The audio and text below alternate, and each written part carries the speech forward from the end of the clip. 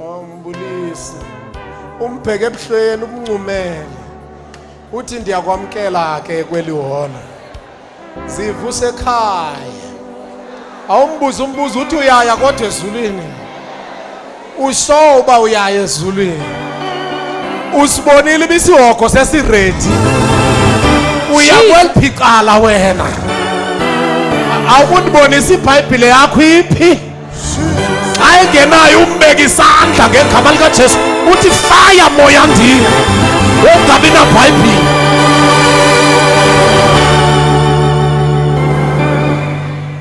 ayingena Bhayibhile umbeka isandla uthi moya ndini ungabi naBhayibhile ndiyakufayarisha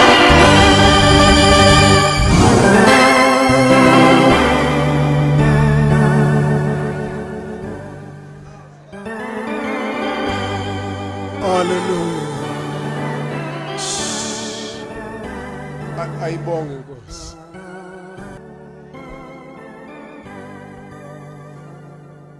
Kune channel endithanda uyibukela pha kwi DSTV.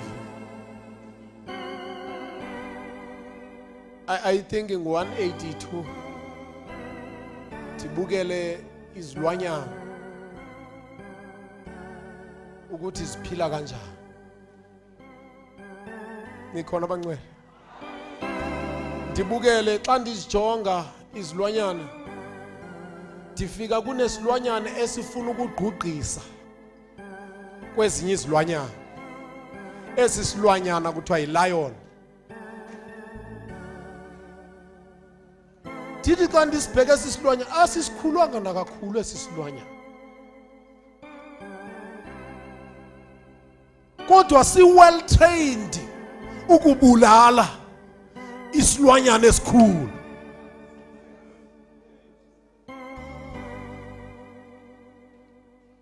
And xa ndiyijonga ingonyama le ukuthi isebenzisa eyiphi iformat ukuzikwazi ukubulala ezinye izilwanyana. Ingonyama ziyakwazi ukuhamba ziliqela xa ziyozingela. Nihleli bazalwane ziyohlaba umkhosi zihamba sengathi sithi zimane zisitsho zithi ungandiyekeli uthi omnye ungandiyekeli nawe zihambe together. Xa zisiya kunezilwanyana ekuthiwa zibuffalo.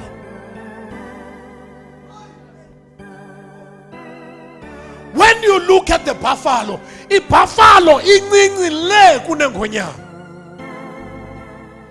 And ibuffalo xa zihamba in groups.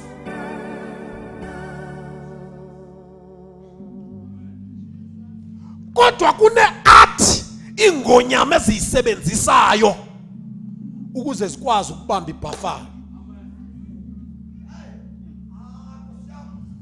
Xa zikhamka zivela ibuffalo zithe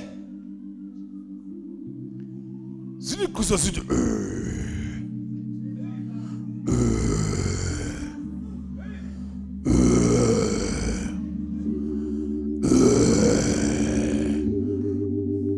zivusa inhloko ibuffalo zizothuse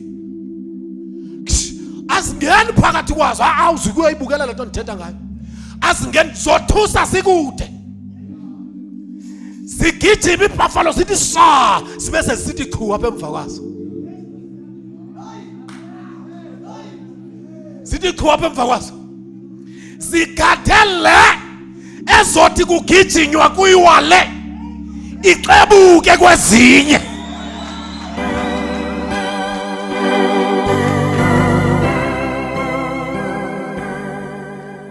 Yaphuma kwezinye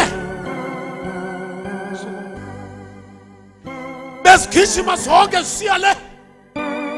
Yathi yona xa igijima yangazibona ukuthi siyangaphi yaquka kubakho ezingaleqi yona ezingene gaphi ukuze igap yale ingakwazi ukusondela kwezi asika attack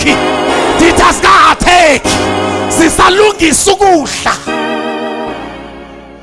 sijime sivule iposition sithi uba siyivule sijike sesirhawule ezinye ngapha ithi jonga lithi phaka ibono zakwayo abasekho eqaleni kwayo.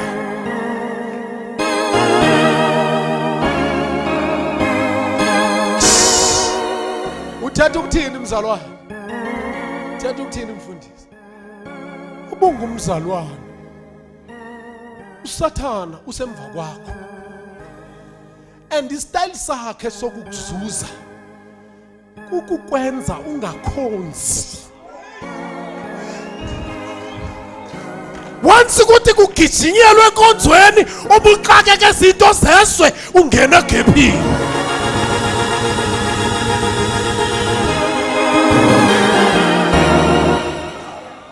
Ungena egephini futhi ke sengenile egephini akazusheshe ukuatheka ufuna kuqala uqobuke kwaba bantu uvutha xa uhlangene nabo ngoba xa uhlangene ukhonza.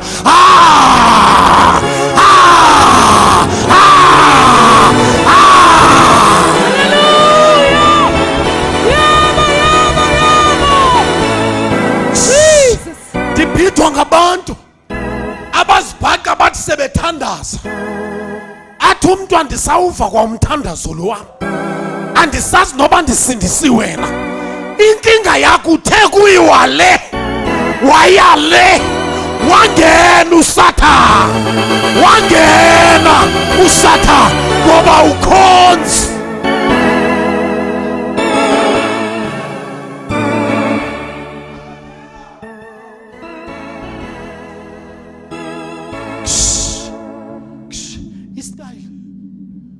Sengwenyama sistyle samadimoni uthi why uPetros ethi chapter 5 uyaqhuma njengengwenyama ngelixesha aqumayo wenzela wena uqala uxobuke ekuyene enkonzweni wena ukhonzi kodwa sikubona kwinkonzo ezinkulu and ufika uvuthe kakhulu sokubona ngomphela nyanga ngo emva komphela nyanga sodibana ngepasika iyavuleka yona idistance uyangena uSathane egephini.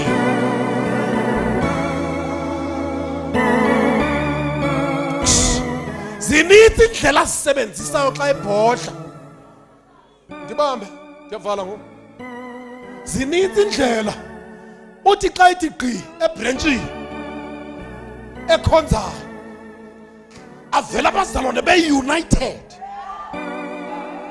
avela abazalwane besazi bango-6 kuya intercessor avela abazalwane athi besithi xa kuyixesha le-intercession ebelibuyadla kwakhe athi ndawuhla ndibuya lixesha le-intercession.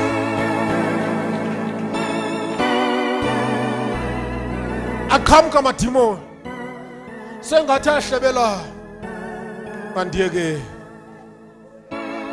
Iproblem kaSathane ngabazalwane and indlela abathola ngayo abakhonzi.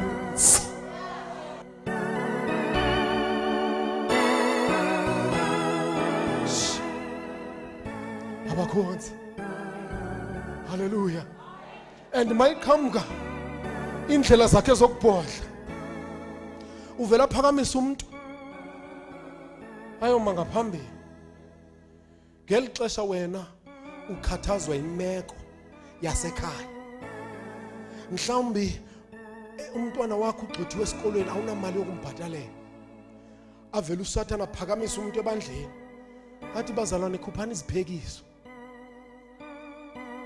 lo muntu kunyathele konsi umzonda umfuna umbona apha nyathele khona. The reason why umzonda ibhodlile ingonyama but awuyiboni ubona umuntu awukwazi ukubona ukuthi lento endikhubayo apha phakathi endle ebandleni yile mayindenze ndise. The more bendikhuba the more ndisisa ngoba ingonyama ngoba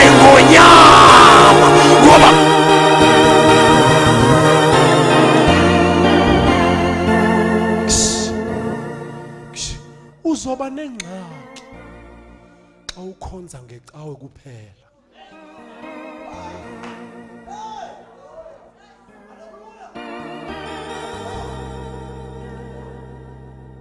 Every day uThixo kuhlohle u100% wamandla. Ngosuku ngalunye ungayanga enkonzweni u5% uyahamba.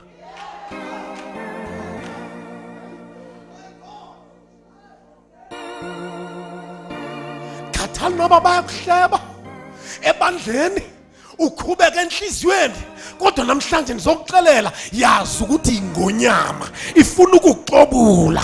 The more ibhodla hlala khona, the more ibhodla hlala, uthandida.